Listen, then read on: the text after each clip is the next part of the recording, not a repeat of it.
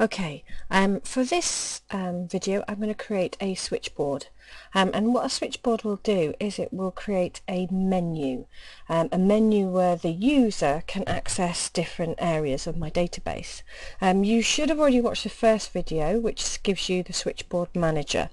Before we get to that, I'm just going to explain my database. It is Films for You, and in my Films for You database I have some members of my video store or my video club. They take out loans of different stock items. I've created a relationship in my database. I also have some forms, and I also have some queries as well to use. Okay, so Switchboard Manager. And when you click on it, it will ask you, would you like to create one? Well, yes, we do. Strangely, we're not going to create a new one. We're going to use this one as our default to start with. You can create many switchboards, but I'm just going to show you how to do one, and we're going to use this one. So it should be highlighted, and we click Edit. So we're now going to add items to the switchboard. So the items essentially are the menu, is the things that we're going to click. So I would like to be able to add members. So I'm going to give it a label.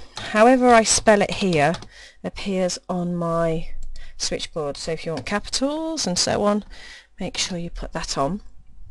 What do I want it to do? Well, I want it to open a form in edit mode because I want to add, or sorry, if you want to edit, you can edit, or if you want to add a form, you can add. I'm going to click on edit just in case. Pick the form. So I want to add new members, and I click OK. I'm then going to add a new item. The next thing I would like to add, so I'm going to add those members. I want to add a loan. So I'm going to call it loans. And again, I want to open a form. And I want to open my loan form and click OK. I'm going to close this just to show you what this looks like. Okay, I'm going to close. It's already created it down here, and Access creates as we're going along and saves as we're going along. So this file are items in the switchboard, and we won't tend to touch this at all really. But here, there you go. So now, if I click on Add Members, I can add a new member. I have buttons down the bottom there that I can use. And if I want to add a new loan, I can add a new loan.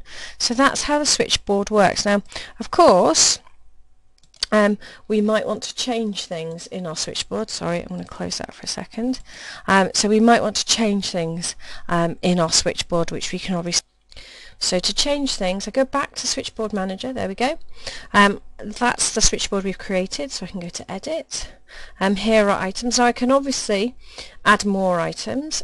So if I wanted to add, I don't know, that's search for Warwick. I wanted to search. If I have a parameter search here, I could obviously add my parameter search, but I can add queries and I can view queries. So you can run sort of anything that you need to. So if I was to have a parameter query, which I know some of you might have, I'd be able to open up a report, and that report would be based on my parameter query. I can move things up and down the menu, so I can move that down, swap that round, and however that would look, if I close that and close that, go back into that, and it will swap them round. So you can create quite a long menu that you can add things to.